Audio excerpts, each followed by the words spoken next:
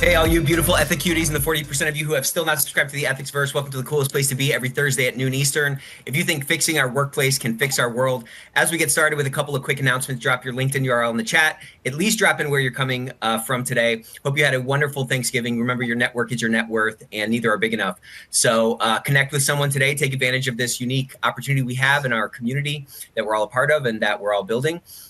Real treat for you today. We have the one and only Matt Kelly. He's back. And we are talking about Ethics Essentials, Audit Plan Design and Execution. I'm on the road today in Irvine, California for this cool event with Christy Grant Hart, the SoCal Compliance Roundtable. So if you're in the area, come down to Fogo de Chao tonight and let's have a meat race, okay? If you're here for credits, this is the place to be. So if you're looking for SHRM credits or HRCI credits or Compliance Certification Board, welcome and milk those credits. Readers are leaders. And we're going to keep on learning. We're going to keep feeding our mind as we launch into 2026. The book of the day today is Robert Zaff's book, The Right Way to Win. If you have not read this book, I highly recommend it.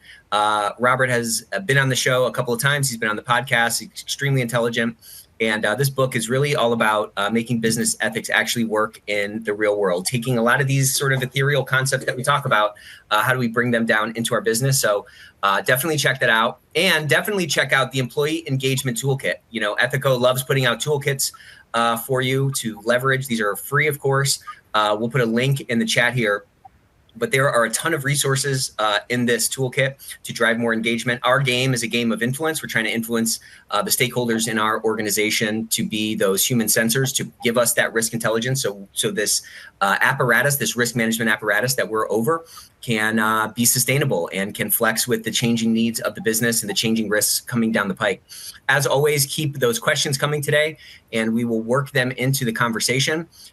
We have some really cool new features that we've built into our case management system. So if you're thinking about 2026 and you're thinking about what's around the curve and it's time to see what else is out there, I would encourage you to check out the Ethico ecosystem. We built in some very interesting things, new dashboards, giving you better information right at your fingertips so you can make better bets with your time. We all have these limited resources. We all have to-do lists that are never going to get done. So we have to make better bets with our time and the resources that we've been allocated so that we can be more impactful. So getting better data right there at your fingertips, right? Giving you that bird's eye view built right into the tool without having to arm wrestle through Power BI or Excel. Has been a big improvement that we've made. We've also built this really cool workflow automation process. So whatever your workflows are, whatever your approvals are, or if you get to reporting time and you find a bunch of bad data, it's hard to go back through and clean those things up. If you can build process adherence directly into your process, into your tool itself, it does a lot down the road to pull some of that work forward. So we have our DOJ defense package, of course. This is 25% off for all of my beautiful Ethicuties. So if you'd like to book a demo this quarter, just make sure that you mention that you heard about it here so that we can tag the deal so that you can get that 25% off. I want to introduce Dooley Consulting, and Bertha's here on our panel, who Matt's going to introduce her and all of us here in a second. But Dooley Consulting is a nonprofit full-service consulting firm. So for all of my nonprofit Ethicuties out there, if you need some help in the nonprofit realm, Dooley is a great resource for you. And then also, right now, Command-T, Control-T, open up a new tab, search for Radical Compliance, and sign up for the newsletter. If you're not reading Radical Compliance, you're not serious, okay? You're not a serious person if you're not reading Radical Compliance. So Matt constantly puts out great information. So lucky to have him as part of the Ethicsverse. Matt, I'm going to go ahead and pass it on over to you, and let's dive into this amazing topic today. Sure. Well, thank you very much, Nick, and thank you for everybody who is joining us today. We are here to talk about compliance audits, and this idea actually came to us a couple of weeks ago from an Ethicsverse listener who just emailed in to say that he liked listening to it. I asked him what was on his mind, and he said that he had newly moved into an in-house position from government, And he suddenly found that he had to run a healthcare compliance organization or a healthcare organization's compliance program for the first time. And he was putting together plans for a compliance audit. And he said, help me out. I'm not quite sure what to do. So that's what we're looking to talk about here today. Now, we do have a couple of great speakers in addition to me and Nick. First off is Nancy DiGioacchino. Nancy, did I get your last name correct? Pretty close. It's Nancy DiGioacchino. DiGioacchino, thank Yes. you. And Nancy is Vice President of Global Compliance for Florence Health, which is a health tech business down in, I believe, Atlanta. Also joining us is Bertholette Pardieu, who is Corporate Compliance Officer for Broward Family Health in Florida, in addition to her Dooley Consulting that she runs as well. Bertha, thanks for being here today. Thank you for having me. And I have a bunch of questions for Nancy and Bertha and Nick, but certainly everybody listening, we are doing this here for you. So anytime you do have comments or thoughts or questions about compliance audits, I know that is near and dear to the healthcare sector in particular, but we are looking to get good insight for compliance audits that you might need to do in any industry, but pop them into the chat. Let us know what's on your mind. I will put any questions you give us to our speakers as they come in. So fire them on up. I guess I wanted to start first by defining what we mean by a compliance audit, which I'll define as some audit you are doing to assure that your business operations are happening in accordance with some other external demand. That might be regulatory requirements, might be contractual obligations, might be both. But if that's what we're talking about, then I think maybe my first question would just be some general observations about what is most difficult to getting that goal done. Is it defining your audit priorities? Is it putting together the right tools to do it? Is it developing a timeline? Is it something else? But Nancy, I'll start with you if you just want to give us some thoughts about what are the hardest things to get right here, and then Bertha, and then Nick. But what would you tell us? Sure. So in addition to my being in healthcare now and for many years, I've also done audits in insurance as well as manufacturing and even food services. So I can cover the gamut. And I would say the hardest hurdle is actually never technically those mechanics. It's alignment. It's prioritizing, the tooling, the timelines all break down if you can't align on the risk and the obligations and the ownership.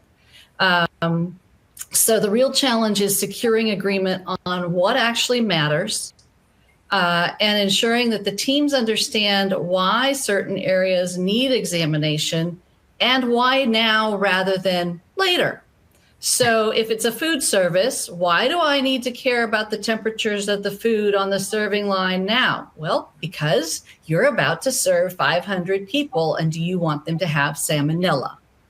Or if it's in manufacturing, why now? Well, because you're about to provide XYZ services or products, and you need to ensure that they're going to meet this particular regulation. So it's back to that, what's in it for me on those audits, both the customers and the people that are supporting the audit. So again, it's alignment for me. All right. Bertha, what would you say?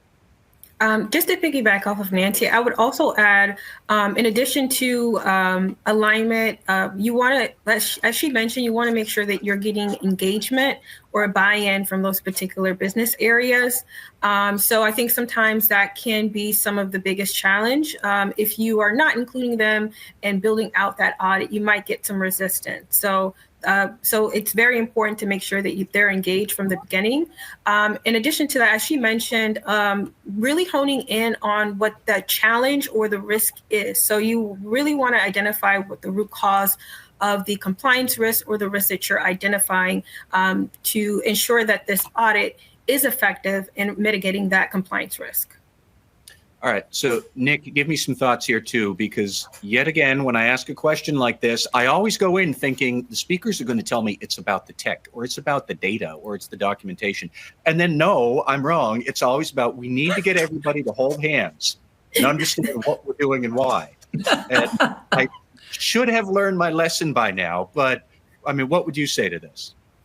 Yeah, I mean, my answer is kind of related to what we've heard. I think the biggest challenge is not the tech. It's not the timelines. It's really a culture thing. And I think it's this fear of finding something broken, or it's the defensiveness that comes along with another group with that fear. You know what I mean? A lot of organizations suffer from what I call optimism bias. You know, they don't want to look under the rocks. They, you know, kind of no news is good news. It's easy for human beings to like bury our head in the sand, especially when there's all these other competing, you know, usually like urgent priorities that are kind of taking our attention. And so I think kind of to the point that that Bertha and Nancy made, kind of to, you know, with a little bit of a different angle, we just need to kind of treat this not as like a crime scene investigation, but kind of get people to think about this more as a stress test. And, you know, back to the, you know, what is in it for me? When we can build like resilience into the business, then, you know, we can kind of decrease the future kind of urgency ratio, or the urgency factor that, you know, causes us to just kind of live in that reactionary mode. All right. And so let me actually also ask a slightly different question now.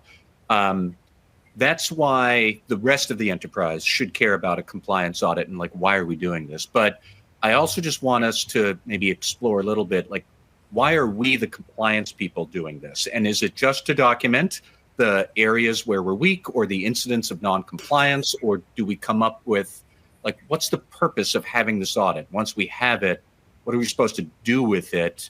And is it a tool for improvement or something like that? But Nancy and then Bertha, again, like, give me some thoughts about, you know, what is the ultimate objective of doing these audits here? So I come from a compliance team, but I have tried very hard to take compliance from the Department of No to the Department of how do we improve? Mm-hmm. And so these audits are about helping us find where we can improve. And so that's the point, is to identify how we can improve either a great process and make it better so that we can be best in class, or identify those things that we've hidden. And we all know we have closets that we throw things into. I have one friend who doesn't cook. So, you know, if you open her oven, she's going to have her sweaters in there because she doesn't use them in summertime in Florida. And so, you know, those are the places that a compliance or an auditor knows to look. And that's the benefit of having a unrelated third party, the compliance department or internal audit department, doing those audits and asking those tough questions and being able to say, look, I'm part of the team. I'm going to ask the tough questions, and I'm going to help you develop a corrective action plan so that we can be better as an organization. All right. And Nancy, I'd love to get your thoughts on this too. I'm sorry, Bertha, I'd love to get your thoughts on this too. But actually, we have an observation from a listener who is in nonprofits. So Bertha, I'll put it to you that, you know, especially for nonprofits, they fall under strict regulatory requirements. So I think that's what I wanted to tease out, is that for a lot of people, they might think the audit is just there to document where we are doing something wrong. But that's not the same as we want a plan for improvement. And that's why the audit is like the first step in getting an improvement plan. But Bertha, give me a little bit more of your thoughts of, like, let's remember, why are we doing this and what is the ultimate purpose of having these audits? Okay, so the compliance department is really a business partner. So I typically approach it from that standpoint. So we support the business. It's important that when we do create these audits, we have that in mind. So with a nonprofit organization, there's going to be a strict regulatory requirement. So these audit plans are really helping to ensure that we receive grant funding, that we receive, that we are not losing particular funding, whether it's HRSA, FTCA, whether it's Medicaid, Medicare. So depending on the regulatory requirements, you want to make sure that these audits support that. In addition to that, there might be grant deliverables from, let's say it's Humana Health or United Health or Humana or another health plan that might be giving you a smaller grant. So it's important that these particular audits are compliant with not only regulatory requirements, but contractual agreements, grant deliverables, as well as any operational policies and procedures. So you want to make sure that you're supporting the organization in everything that that they're doing. So you want to help support the strategic plan of the organization. So I think compliance does support that, and you want to ensure that these audits are supporting the business. And we are, as Nancy mentioned, that you built a really strong compliance program and a compliance audit to, and that's usually a lot of times when the regulatory agencies come in and they're seeing that, hey, we have a strong audit plan, we've helped to improve particular processes over time. It really helps to support your reputation. You increase or you reduce the risk of reputational risk, as well as any reduced risk in regulatory findings from regulatory agencies, and so on and so forth. Actually, I really like the way that you reminded everybody, especially in nonprofits. Audits are wonderful tools to make sure the funding pipeline is still open. And if you want to tie it back to senior management about why are we doing this, it's to bring in the funding and keep the pipeline safe and secure. Senior management would get that. Okay, so let me move into some of the more specifics of how you would get started. And, as I said at the top of the hour, this came to me from a compliance officer who is new to his company. And I guess maybe I'd start there. If you are new to the company, how do you assess what's already been done and prior audits to determine whether they were on the right path? Do you need to do something very different for compliance audits? And try and get yourself situated about how you would get started and go about these things. Bertha, I'll start with you again, and then Nancy and Nick. But how do you get to survey the landscape of what's already been done so you understand where to go from there?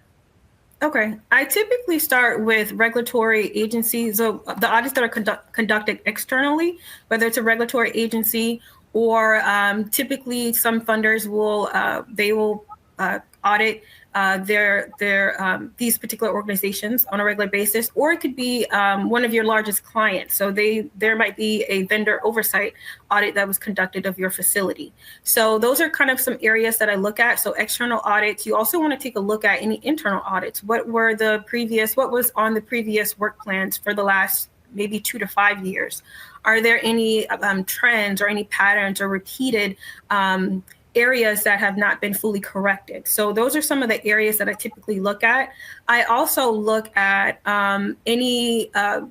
so with these particular external internal audits, if there have been deficiencies, have they been fully mitigated, and have the compliance risk been fully effectively reduced? And so you want to take a look at that. I also so that's usually the base of what I'm looking at. I'm also looking at any additional contractual agreements or any grant deliverables. And I'm kind of pulling from all of these places in addition to the internal policies and procedures. So you want to see if last year's audit plan, was it consistent with the process? If the policy hasn't been updated in 3 years, was last year's audit consistent with what was being audited based on our internal policy? So those are some of the areas that I typically look at first. Nancy, did you have anything else to add? I agree with everything you've said. I would definitely say I would take a look to see if, one of the things you can tell once you've reviewed all of that is whether or not they were kind of a tick the box effort.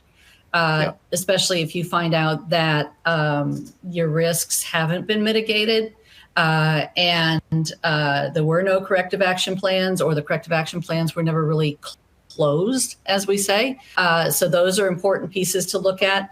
And then from there, you can also address or kind of create a new risk, a new risk plan to determine which ones still are valid, given that you're new. Obviously, something has changed in the organization. So is there a change to the whole organization? Is there a change to the product line? Is there a change to the strategy that determines that we need to go in a different direction with new audits? So you really want to take a look at that aspect, perhaps where the audits were done previously. I know in my case, we've had a couple of products we audited, and those products are no longer in existence. So wouldn't bother with those now. So, those are things to also consider. I'd also add, forgot to mention, but also take a look at any upcoming, in addition to what Nancy stated, any upcoming regulatory changes that may be taking place or have recently taken place. So let's say in the last year, there was a regulatory change, and you're assessing to see, did this particular audit, did it really cover all of those changes? So those are some things that I also like to add. Go ahead, Matt. Or are you ready for the ones coming due January? Correct. I was going to pick up just on something that you had mentioned there, Nancy, about, say, audits that don't really have any corrective action plans, which would be, to me, a red flag that should be visible from the moon, that this audit was not adequate. But, what other sort of red flags would jump out where a compliance officer new to an organization might say, oh crap, we've got a lot of work that we're going to have to do. We might have to realign expectations and whatnot. That's some of what I wanted to unpack there is, what should we get a sense of has maybe not been working that you might need to tweak. Nick, I don't know if you have any thoughts, and then I'll circle back to Bertha or Nancy, but what should we be looking for to say this has not been on a good path so far? So I kind of think you need to triangulate across a couple of different kind of perspectives. One is, I think, first come up with your own perspective, right? Like if you were just brought into this organization, you probably have some valid history or something that constituted you getting that job.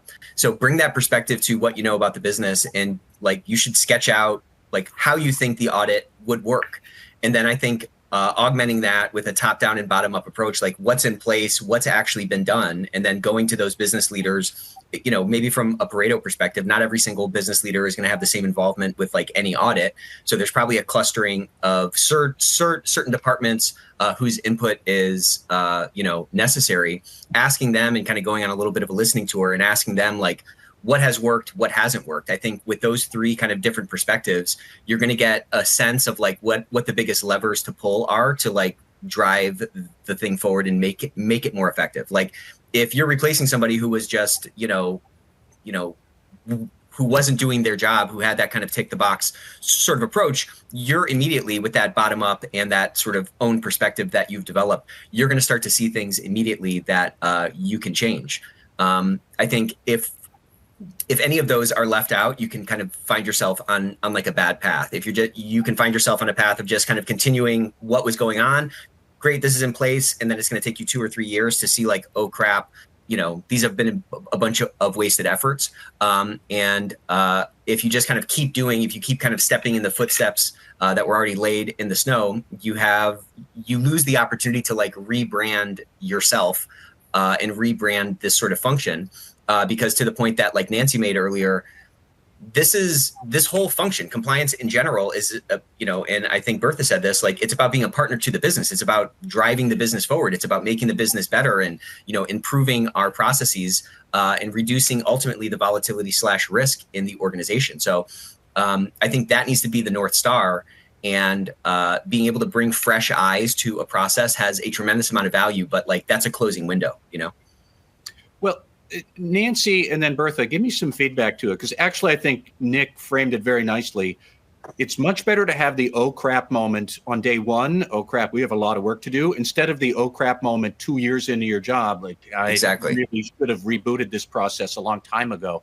So I guess I still am curious, say Nancy and then Bertha, what would you look for big red flags that make you think, okay, I need to stop and realign and make sure everybody is on board with this, because what had worked before is clearly, or what had been done before clearly wasn't adequate. We're going to have to do things a bit differently. What are the tells so that you should go on this engagement charm offensive?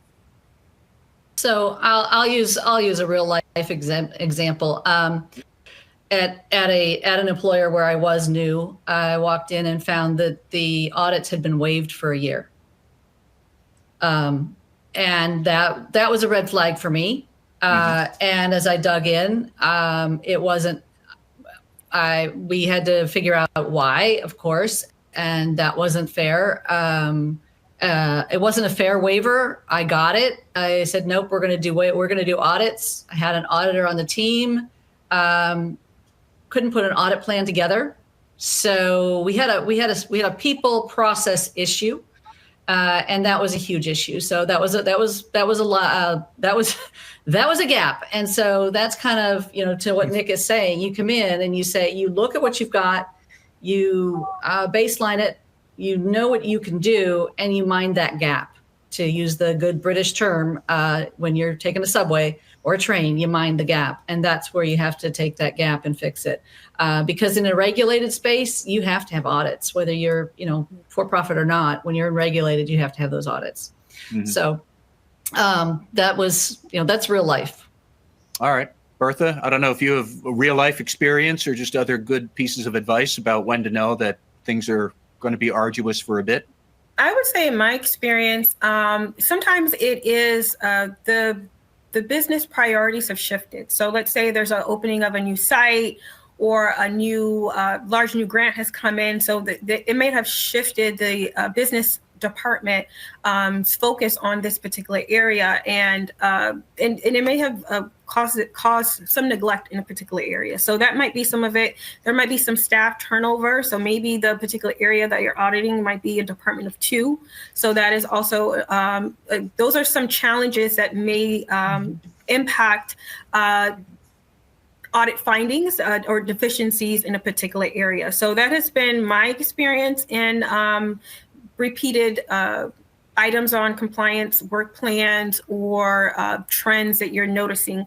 And also you would like to, what I've done in the past is conducting root cause analysis to really identify what some of the barriers are, because you might be coming in and if you're new, you might assume that it's one particular lack of funding or, a lack of staff, but then it could be a people issue. It might be just a cultural issue or a department issue. So you want to kind of peel back those layers to really identify what is causing this reoccurring compliance risk. Okay. And I would also say, if I can just add something here, also beware of the quote unquote clean report. If you're coming in and the report is clean, what does clean mean? When I ask my son, who's supposed to do the dishes every night, is the kitchen clean? And he tells me yes. I guarantee you it's not clean. I guarantee you. I just want to know, I want to know that his definition of clean is the same as mine, which is the correct one, by the way. Are there crumbs around the edges, right? You have to calibrate on both sides of that. There's going to be those glaring gaps, but there's also, but I just think inversion is a great trick, and inverting the clean report and saying is this actually clean is going to let you kind of calibrate and make sure that our definitions are actually correct, even though those same words might be used. All right. My son has the same problem with the dishes, by the way. What is with these sons, man? Wow. Okay, See? So everybody can relate. Let's move on a bit. How would you then develop your work plan? What criteria do you need to consider, whether that is regulatory requirements about what you must do or contractual obligations? What about manpower? What about tools that might be necessary? And we can dive into more details about either of those subjects later on. But I'll start with Nancy and then Bertha and Nick. How do you then go about forming a specific work plan of here's what we want to attack? Okay, so I start with my obligations and risk drivers. So that's your laws and regulations around the industry in which you're working, the certifications, your data protection requirements. Contractual terms are definitely important if you're, especially in the B2B world, and your operational realities, like you said. Your staffing is important. Then you have to layer in there additional resource constraints, whether or not you have the time, whether you're in the middle of the holidays, those kinds of things. And your work plan becomes, a risk-ranked roadmap. It's important, though, not to let it become a wish list. Mm-hmm. Right. Smart. Bertha, what would you say? Absolutely. In addition to that, as we mentioned, any upcoming regulatory changes, any upcoming, let's say there's a merger that's taking place, or you're acquiring 2 new sites, or any type of major business changes that could lead to potential compliance risks. I typically like to factor that in as well, in addition to what Nancy already mentioned. And then, as we previously mentioned, you want to make sure that you are getting buy-in and you're engaging these department leads from the beginning. So you want to make sure when you're building out that particular audit that it's feasible for the department.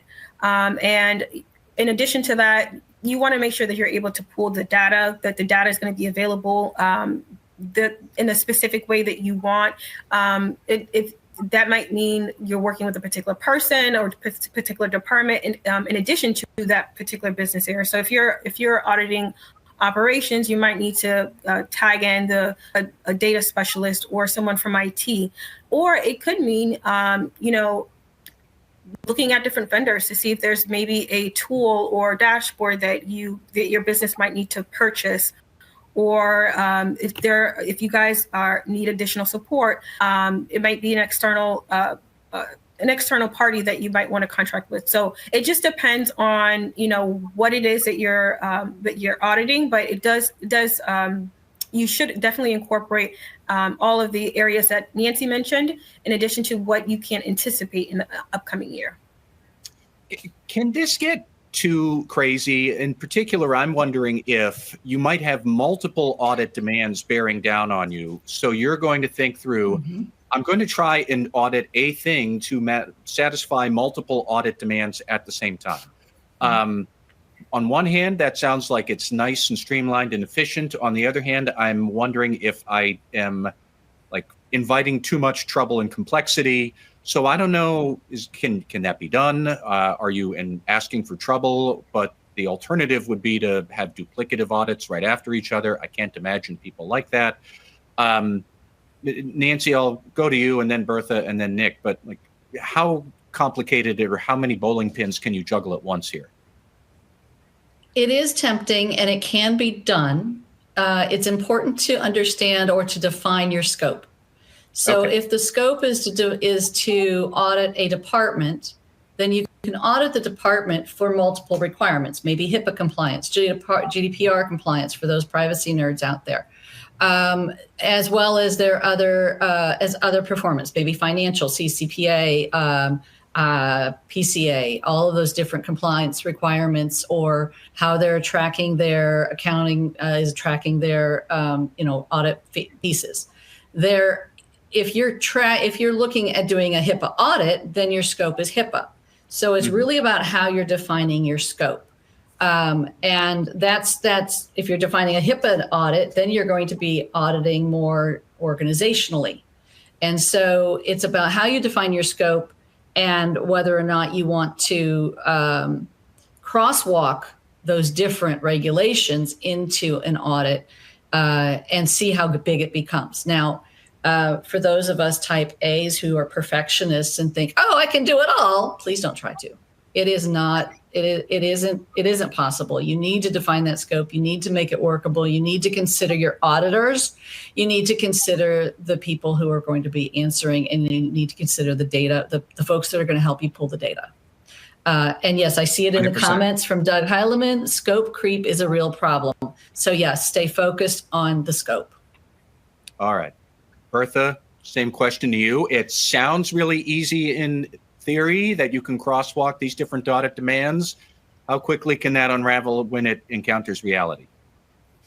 It could be very tedious. It could be a very long process, but the crosswalk, as Nancy mentioned, you do have to kind of hone in on what exactly you're auditing, because you could, let's say you do create a particular crosswalk, you could include different regulatory requirements, or you could look for different aspects. You could audit different processes, but you want to make sure that this audit is very specific to what it is, what the intended goal is. So the crosswalk, in my personal opinion, would be the best option. The second best option is maybe working with a particular tool or software system to help with, help meet the demands of these particular various areas that you want to audit. Okay. Nick, give me your thoughts about... It would be my... Yeah. Nick, give me your thoughts there as well about how easy or difficult or how fraught this could be if you're not planning it wisely. Yeah, I think it can be very fraught. To Nancy's point, you can't boil the ocean. So we have to stay focused on like whatever those biggest risks are. We have to be ruthless with our risk-based approach, first off. And I think second off, if we're not considering the business, then you're kind of implicitly assuming that any response is a good response. And if you're asking for something from finance without considering, let's say you're asking for it in the first half of the month, and you're not considering the fact that they're trying to get the books closed, well, they might check that box because they're type A perfectionists and they want to get that thing crossed off their plate, but the answers are not thoughtful as they would be. And now it's kind of a garbage in, garbage out thing. So I think it's incumbent on us, if we're forming this plan, to try to, see around the curve, as we say, to make sure that whatever is coming out of the plan is not, predicated on a bunch of garbage coming into it. I think, separately, like Nancy said earlier, this is not about just excavating. We're not just trying to be the archaeologists of our company's failures. We're about trying to evolve the company forward. And so I think when we can keep that in mind, coupled with that sort of perspective on the business, we can usually set up plans that maybe, you can't juggle 10 pins, okay? But maybe you can juggle 2 pins at a particular time. It comes back to what Bertha was saying of well, what are we doing? To what end? What is the point of what we're doing? What is the actual scope of this thing? And I think if there's discipline on the scope, the odds of it kind of going awry is greatly reduced. Okay, so here's a comment from one listener that very nicely tees up the next question I was going to get to. But you need to consider how quickly higher ups will want results and how viable it will be for a business to respond if you have a broad scope or maybe you keep broadening the scope, which is an excellent observation, 2 excellent observations. But I had wanted to ask about how you actually develop a timeline to do the audit. How can you figure out how much time you will need versus time pressures from senior management that wants results? You could do a rush job, which won't be very good, or you could slow it down to be thorough, but then it's slow. And how do you even account for all the variables there? So I'll start with that, and I'll put it to Nancy first, but how can you get a sense of the timeline? And I'm going to circle back to what can blow apart your timeline, but Nancy and then Bertha and then Nick, what are your thoughts about this? Okay, so your question is the timeline. Yes. So because you're working with a defined scope, part of that scope should be helping in defining that timeline. And the timelines are generally, you want to limit that timeline based upon the need of the departments because you have department restrictions. And the timeline will work depending on and it'll reflect the maturity of the tool and the process. I tend to work backwards. So when I do mazes and puzzles, I work backwards. So if I'm working on a regulatory cycle, I work backwards from what's required. And then I work forward from the team's real capacity and meet somewhere in the middle and never actually meets in the middle, right? So what tends to derail it is almost always the same. We're overly optimistic with assumptions about the documentation quality. We think we're going to get great stuff. The documentation is going to be wonderful. The data is going to be available. There's never going to be a downtime. I know that they have the data. They're going to be able to pull me those reports. They're not going to be busy doing something else, all of that kind of thing. So whatever you plan for your timeline, build in some leeway for it to go awry because it's going to. All right. Yeah, I like the pie rule. Okay, this is a good rule. If however long you think something is going to take, implicit in that usually is kind of what Nancy is talking about, this sort of idealized happy path fallacy. It's like, oh yeah, I'm going to get exactly the information I need. They're going to respond when they said they will, and so forth. That's like a best path. That's like kind of a best case scenario. Multiply that by pi. If that's a 2-week thing, multiply that by pi. It's probably going to take you 6 weeks. That'll at least give you kind of an outsized thing. And you know what? If somebody on your team tells you something's going to take 2 hours, it's probably going to take 6 hours. Okay. So starting to build in that buffer, at least in our initial thinking, can make those oh no moments that are really the point of the audit building some agility into that timeline gives us more focus on what the purpose of it is, which is discovery. We're trying to discover things that we can improve, or at least discover that our controls, to I think Andrew's point earlier, our controls are actually working.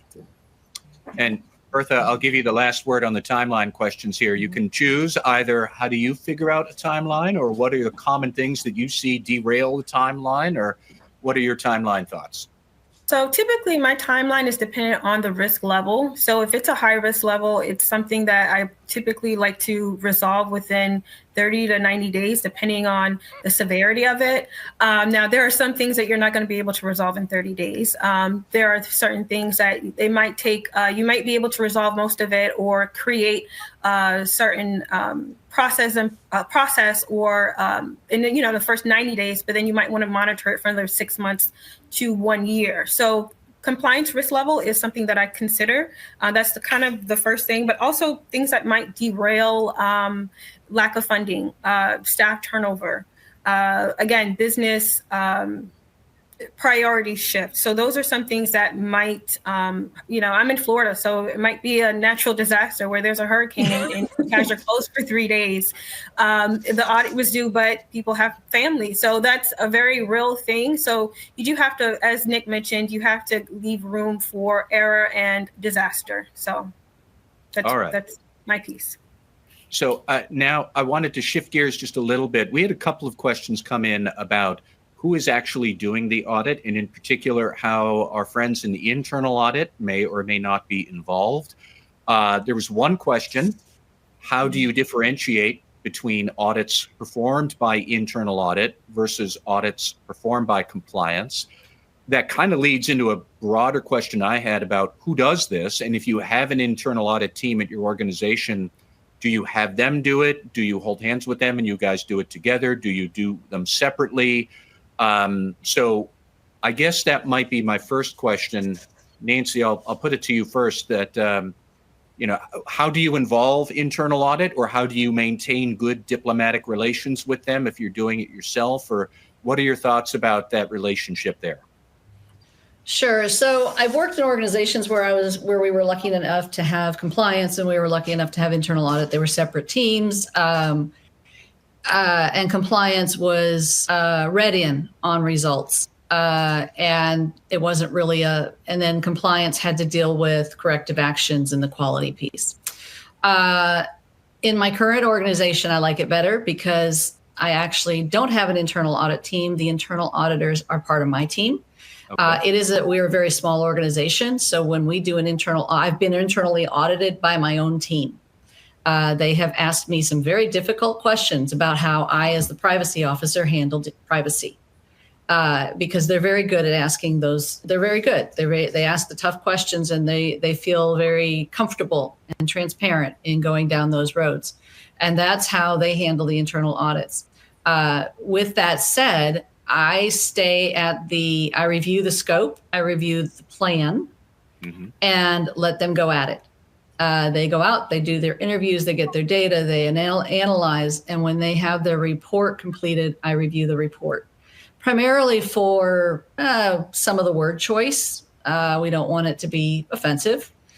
Sometimes we have language. English is not a first language for some, and so sometimes that word choice is important.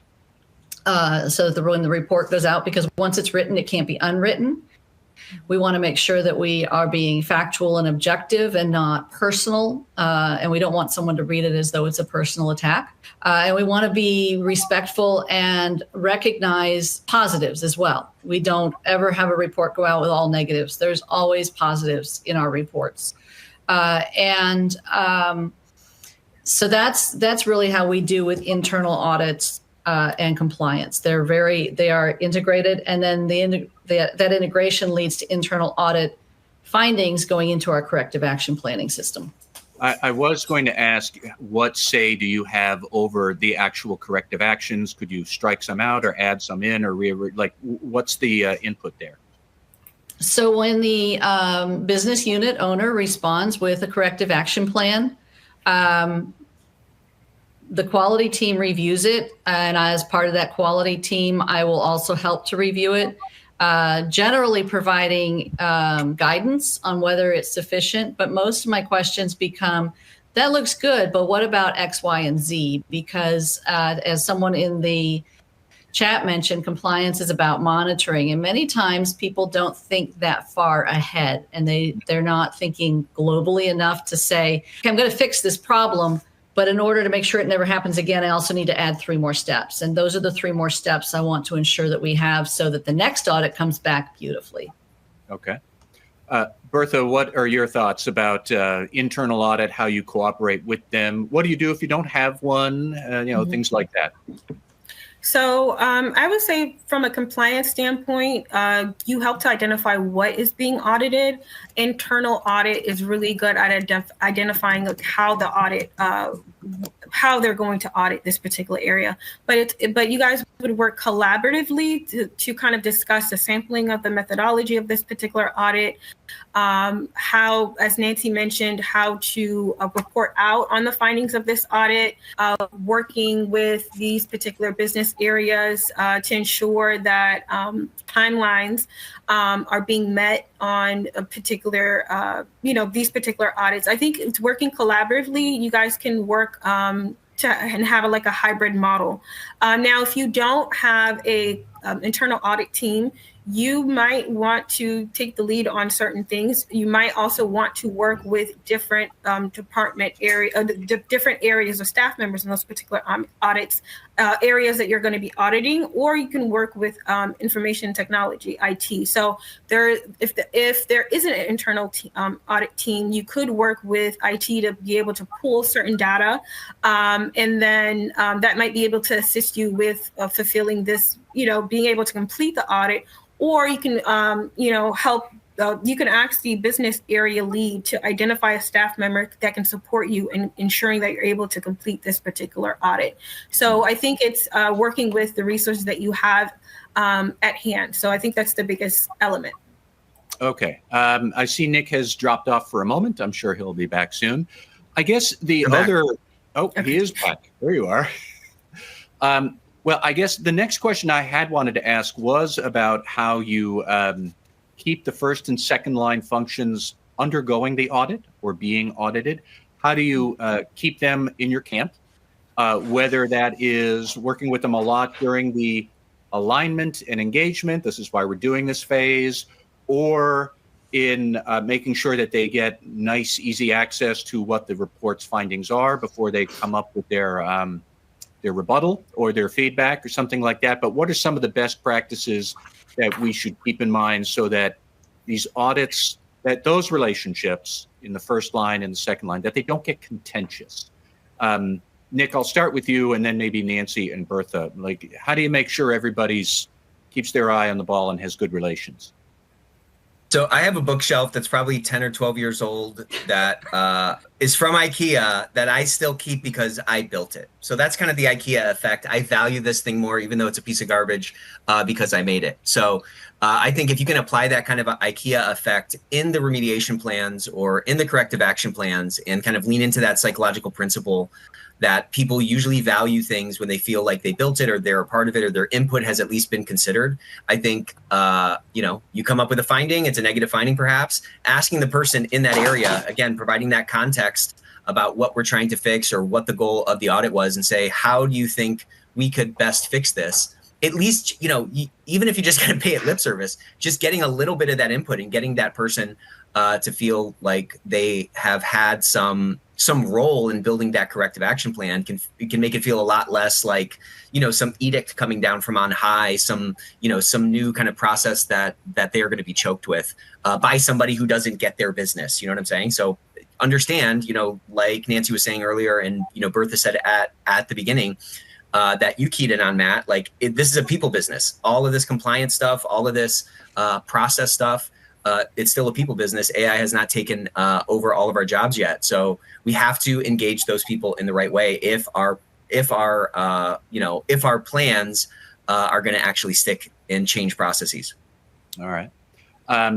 Nancy, any thoughts there as well about how to keep people not just engaged at the start, but keep them on the team all the way through And what involvement do they have in coming up with action plans, or how do you break bad news to them? Things like that.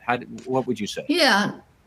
So Nick is right. It is a people business, no matter where we work, whether we're making widgets or providing services in healthcare. It's all about the people. And so the relationships matter, and we treat them like partners. We collaborate with them from the get-go, whether it's to say, here's our risk plan, and this is why we're doing this, because this is important to our company, and we all have an ingrained responsibility for the organization.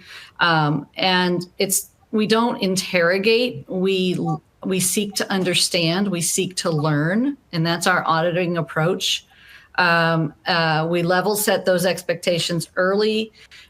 We co-own those corrective actions. We facilitate helping them put them into language that makes sense for them as well as for us. We also do the same when they're rewriting an SOP or a work instruction, so that those documents can be helpful to them as well as to the work, to the business as well as to ourselves. And we want to ensure that those findings translate into the operational improvements. This isn't a theoretical exercise. This isn't all academic. And so one of the things that also I found helps is, as we're going along, I'll have a touch point with the business unit owner. So I know the audit's going on. I'll reach out to the vice president or to the director of the department and just say, how's the audit going? Is there anything I need to know? What kind of feedback do you have for me? So that we keep those communication channels open. And respiration, it needs to be a two-way valve, to your exact point. Sorry. I was just going to say, Bertha, if you have any other points, I'd love to hear those too before we get to some audience questions.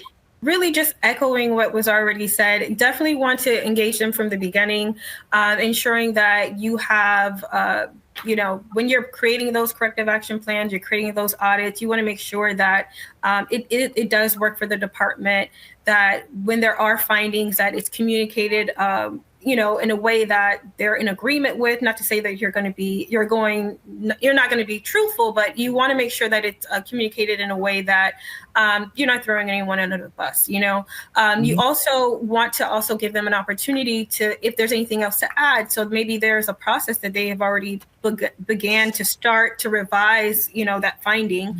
You want to give them an opportunity to add that in the findings for that particular audit before it goes elsewhere. So those are kind of things that's important. If there's already an improvement plan in place, you want to make sure that you're able to capture that as well. That's the only other thing I'll add in addition to what was already said. All right. So I had a couple of questions from the audience here about objectivity in the audit. And here's a good one from Doug, who says, if compliance is doing audits of programs that they had a hand in creating or advising on, how do you view independence and objectivity? And there were a couple of other related questions there about, if you even have internal auditors working underneath you, and Nancy, I think you referenced that, like, how can you make sure that they have the impartiality they need, and anything along those lines? But I guess maybe, Nancy, I'll put that to you first, and then Bertha and Nick. But, how can you audit a program that you might help build and structure? What would you say? We have paired up. What I've done is we've paired up someone from the audit team with someone who's not in the department. So I will sometimes pull in someone on the IT team who also does compliance and is familiar with doing some of those audits, and have them partner in that way to help ensure that objectivity. Bertha?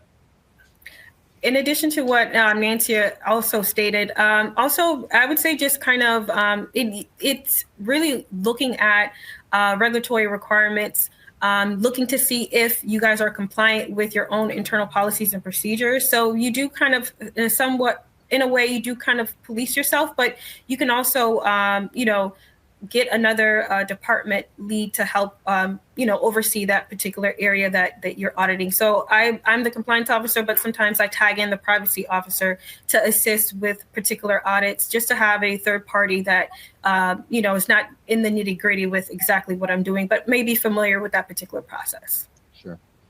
Nick, I don't know if you have any thoughts on this question too.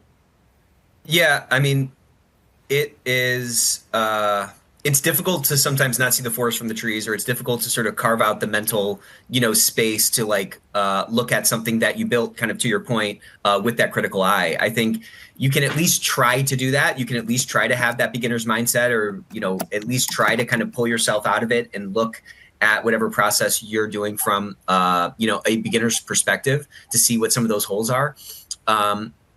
So I think it can start with that. We should at least have that ability to, reconsider whatever we're doing to find opportunities to improve that process itself. And that at least is some protection in the event that you don't have a privacy person that can be those sort of fresh eyes or something like that. But, again, if you don't have that privacy person, or you don't have, an external resource that you can, come in to kind of quote unquote check your work, you can reach out to a friend as well, right? You can reach out to somebody else in our community, and you have to get fresh eyes on things, because it's so easy to just fall into a process, fall into a work plan. It's so easy to just keep doing what you're doing without ever kind of, picking your head up and seeing like, am I really climbing toward the right summit? So here's a question or a comment really from a listener. I'd love to get everybody's thoughts on this. So Lisa writes in saying, our business areas are responsible for developing the processes to meet their compliance requirements. As long as the end result is compliance, how they do it is up to them. On one hand, I see the sense in that, because it does give the business unit a sense of ownership. You came up with this process. I'm not entirely sure I know how much discretion is really possible, especially if you're in a highly regulated field. But to what extent is that sort of approach sensible or feasible? Nancy, what would you say? And then Bertha, and then Nick, like, what do you think of that idea? I tend to agree with you on this one, Matt. It depends on it depends on the field in which you're working, because of the regulations. I've been in such highly regulated fields that I hope we're assuming there's an ethical constraint around there as well. Ethics, yes, yeah. Okay, so we're going to assume ethics, and we're going to assume that they're within the regulatory realms, because that would be the compliance piece. And then how they're done, whether they do it on paper, whether they do it on digital, and those kinds of things is what we're talking about. Then I presume that we're okay. But it's a very difficult question to blanketly say I agree. All right. Bertha, what's your take on this? I agree. I think it is a fine line. You want to, the only thing is that if a person, let's say they're in billing or they're in a different department, are they really going to have the same perspective on compliance as a compliance officer or the compliance department? I think there's one aspect of that. And then the second thing is, if there was an external audit, let's say a regulatory agency or one of your grant funders came in, how would this be perceived? So I think those are two things that I would factor in that would be very important on how comfortable I feel in just kind of letting it go full, at 100%. So those are two things I would consider. All right. And I would agree with you, Bertha, completely. The third party external view is always tougher than our own selves. Right. Nick, I will let you take it home, either if you have some thoughts about this issue or just want to wrap it up. We've got about 2 minutes left here right now, but Nancy and Bertha, both of you have given us a ton to think about. This has been a great conversation so far. We really appreciate it.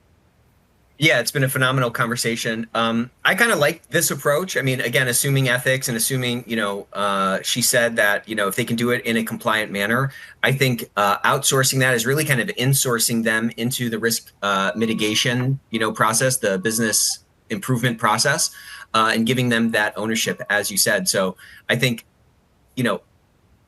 again, assuming that it's all done compliantly and ethically and all that kind of stuff, the more we can let folks make these processes or make these sort of compliant, functions that are kind of dispersed throughout the organization their own, I think the better.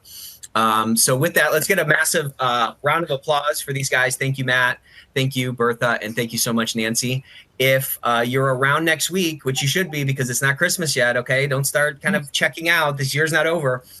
next Tuesday, we have some great insights coming about whistleblower enforcement in 2025 from folks who worked at DOJ. So that's going to be next Tuesday on our Ethicsverse Healthcare. So come if you're in healthcare, or come if you just want to learn, okay? So that's going to be next Tuesday. And then next Thursday, we're going to do a deep dive on AI guardrails. We're going to be talking about implementing roadmaps and governance frameworks. So this is the big risk going on right now, whether you're in, regardless of which industry you're in, we continue to try to put content out here that is going to make us all smarter. So if you have ideas, like Matt said, this session came from one of our listeners. So if you have ideas for other things that you want us to cover, please do submit them. We want this to be extremely valuable for you all. So with all that, I hope you have a wonderful week, rest of your week. Hope to see you next Tuesday. And if not, I will definitely see you next Thursday. Have a great day.